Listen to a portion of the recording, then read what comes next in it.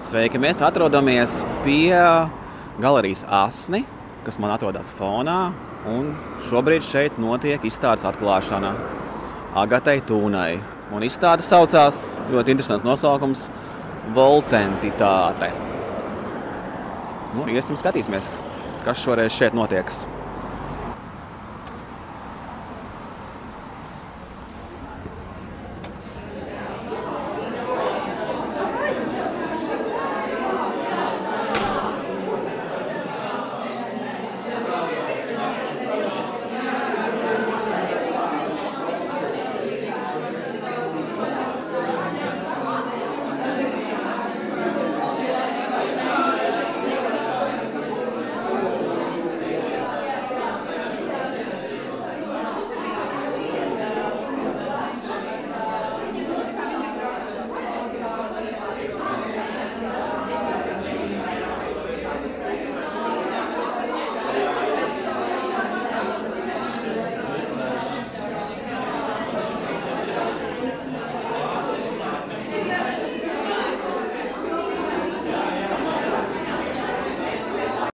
Čau, Agate! Ko tu mums varētu pastāstīt par savu izstādi? Jā, jūs esat ieradušies Voltentitātē. Sāksim ar nosaukumu. Kāpēc Voltentitāte? Tas ir savienojums diviem vārdiem kā volt, spriegums, un entitāte, būtība. Un šeit šis rēgainais, viņš tiek pārtransformēts uz tādu kā tehnoloģisko, digitālo pasauli. Šobrīd rēks vairs nav kā spoks, bet tas ir transformējies caur mātes plati uz čipiem un vecām īziņām. Un tas ir, jā, būtībā šis gaisīgā informācija ir šādi transformējusies. Jā, tad ir dažādi darbi, ir analogā fotografija, ir ķīmijgrammas, ir arī līmplēves ar iepriekšējiem darbiem, ko man patīk darīt, kad es vienmēr integrēju arī iepriekšējos darbus nākamajos, es vienmēr saglabāju visus materiālus sev un tā kā mēģinu to arī ar tādu performatīvu kaut kādu procesu būvēt šīs konstrukcijas tālāk. Un tad šeit man ienāk šis kvarca kristāls arī kā simbols. Kāpēc kvarca kristāls? Tāpēc, ka kvarca kristāls atrodas telefonos, datoros, rācijās un tā tālāk. Viņš ir tas, kas uzšķiļ elektrību. Un šeit arī veidojas šis elektriskais spoks, jo viņš interakto šobrīd ar šiem elektriskajiem spriegumiem. Es varu varbūt tās vairāk pastāstīt par šo. Varbūt var pastāstīt gan par šo darbu, pie kā mēs stāvam, un arī to, kā tas vispār ir uztaisīts. Jā. Šī fotogrāfija būtībā tas ir nekas nav apstrādāts pēcapstrādē.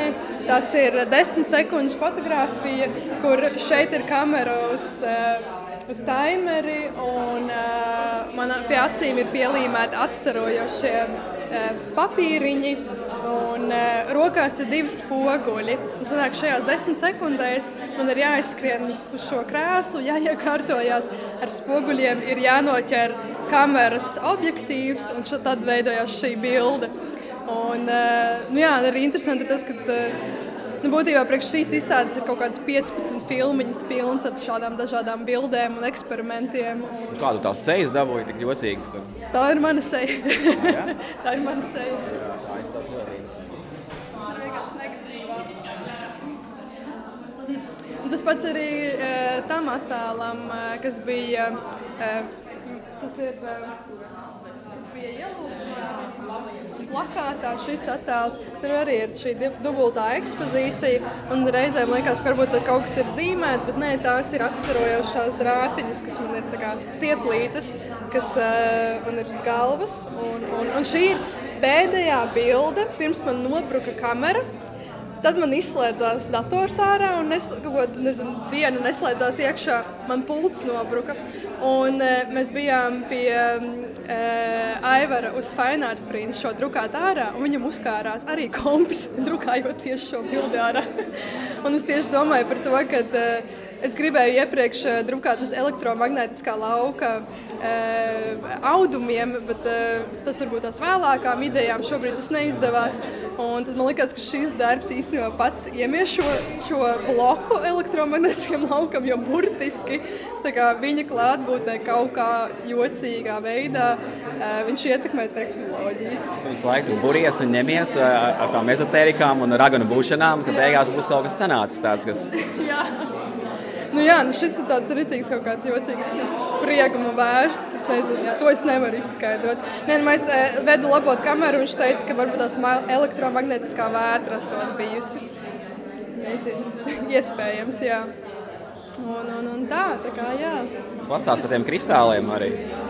Jā, tur vairāk, es arī skatījos video darbs, kur par Otro pasaules karu iet arī runa, kur sievietes griež šos kristālus priekš militārajām rācijām, un arī tā estētika, ka viņām ir sarkani lakoti nagi vai tur ieveidoti mati ar ziediem, un viņas griež šos smagos kristālus, un arī šī estētika visu, un tas, kad viņi veido šīm rācijām tos komponentus un tā, un tāpēc man šis video īstenībā bija tāds viens no pirmajiem punktiem, ar ko es aizsāku šo izstādi. Un tālāk arī tas būtībā, ka viņš ir tāds caur garīgo, caur tehnoloģisko pusi arī komponents, kas vienkārši savelk visu to kopā. Tāpēc arī tas ir izvēlēts kā tāds simbols. Un kas ir vienkārši brīnišķīgi, šai izstādē ir uzaicināts Ainārs Kamoliņš, kas ir izveidojis 9 esejas, un Una Grāns ir dizaineri šim izdevumam. Un tur ir iekļautas 9 dažādas voltentitātes, entitātes, un tur arī iet runa par rādio, par televīziju, par telefonu, un turpat tās pieminot to pašu Balzaku un daguerreotipu un tā tālāk, un jā, ļoti iesaku apskatīties arī to. Labi, paldies! Čau! Kā bija kūrēt šo izstādi? Ar Agatu strādāt ir vienkārši lieliski, jo Agate ir māksliniece, kura ļoti labi zina, ko viņa grib. Un ko es ārkārtīgi novērtēju, ka viņai ir tēma, pie kuras viņa atgriežas un kuru viņa attīsta ilgtermiņā, visu laiku meklējot kaut kādus jaunus, interesantus aspektus. Un strādājot ar Agatu, man bija pašai ļoti interesanti uzzināt par lietām, kuras es iepriekš, par kurām es biju aizdomājusies, un kuras visa šī procesa gaitā mūs abas burtiski pārņēma, un mēs sākām jau saskatīt kaut kādas tās kvarca kristāla parādības vai īpatnības pilnīgi tādās negaidītās situācijās. Jā, tā kā ar Agatu strādāt ir lieliski. Viņa ir vienkārši fenomenāli talantīga mākslinieca un arī ļoti, ļoti intelektuāla, kas arī kuratoram ir svarīgi.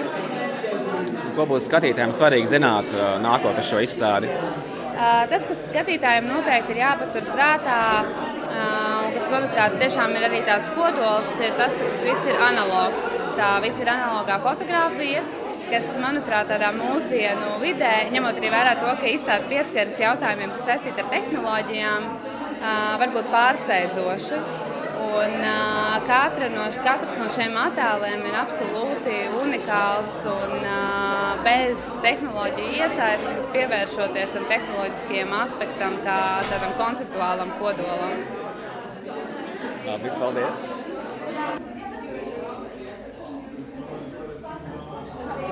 Čau, Linda!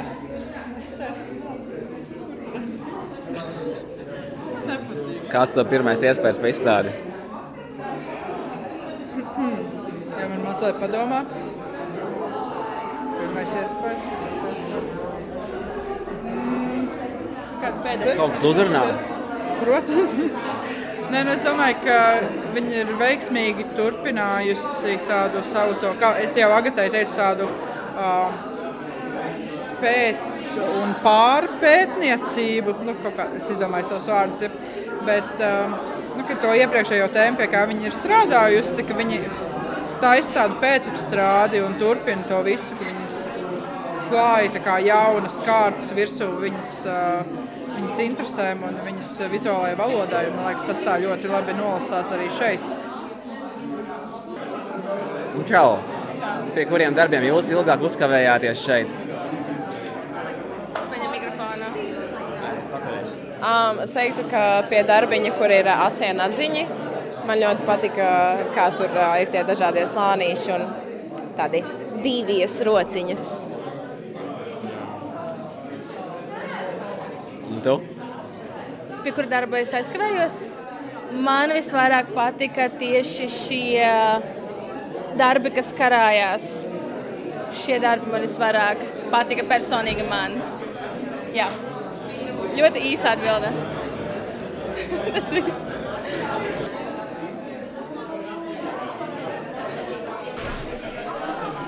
Čau. Tagad skaties izstādi, par ko tu domā? Nu, es tikko ienācu iekšā. Un, pirmais iespējas bija uzreiz kā, ka wow, tukša telpa pēc Sabīnas Vēneres izstādes. Tad ir tā kā kaut kāds lielāks lauks, varbūt, savai tā interpretācijai. Bet, nē, es nezinu. Tagad tā man uzlika uz vietas. Nu, man Agatas Tūnas darbi liekas ļoti maģiski un nesaprotami ievelkoši. Un tāpēc es atnācu šo izstādi, lai tiktu vēlreiz tā ietekmēta. Viņai ir kaut kāda ļoti specifiska, mistiska tā sajūta ir, un es vēl neesmu atradusi atbildi, un es arī, man liekas, negribu atrast atbildi tieši, kas tas ir. Man vienkārši patīk uz viņiem ilgāk skatīties kā tādām radībām, ko tu netīšām varētu satikt tumsā vai sapnī. Tu nekad neatrastu pēc tam vēlāk dzīvē izskaidrojumu tam, ko tu redzēji un pieredzēji, bet tev bija svarīgi tajā brīdī tam pievērsties. Tā kā tas ir tas, ko es jūtu par Agatas Tūnas darbiem. Sveiks, Robert! Tu droši vien esi redzējis jau vairākas Agatas izstādes. Kā tev liekas, ar ko šī atšķirās no iepriekšējām? Es domāju, viņi atšķirās pareizi, ka viņi neatšķirās, bet viņa turpina Agatas iesākto ceļu, iesākto sēriju, un to var uztvert tā kā tādu turnēju pa Latvijas galerijām, jo tad, kad Agata sāka savu šo, darbus veidot šajā stilistikā, šajā tematikā, tad, principā, Asnu galerija vēl nebija. Un tā, ka šis ir kaut kas jauns, viennozīmīgi jauns priekš Asniem, priekš šīs vietas, varbūt arī nākotnē, arī mākslas muzejā Agatas šī tematika parādīsies. Bet priekš Agatas cienītājiem, viennozīmīgi tāda atkal satikšanās ar kaut ko pazīstamu un jau varbūt ierastu. Tāpēc viennozīmīgi to nevar teikt par kardinālu maiņu, drīzāk par tādu stabilu ceļu gājumu. Un kas tev vispār saista Agatas Tūnas darbos, jo cik es zinu, tu esi viņas daļradas cienītājs? Es domāju, man tā liekas tas misticisms, tas varbūt tas tā kā iedod tādu tā kā spēlēšanos ar to, ka ir tie netradicionālie kaut kādi spēki un ka viņi piemīt arī varbūt Agatai un viņa varbūt ar savu mākslu tā spējas sevi mēģina atklāt un tas savā ziņā tāds, ka saka, ka varbūt ir tādi eksperimenti ar to egzorcismu un visām šīm lietām. Un ja cilvēkam tas sagādā prieku, tad kāpēc ne? Pašam jāatpakaļ.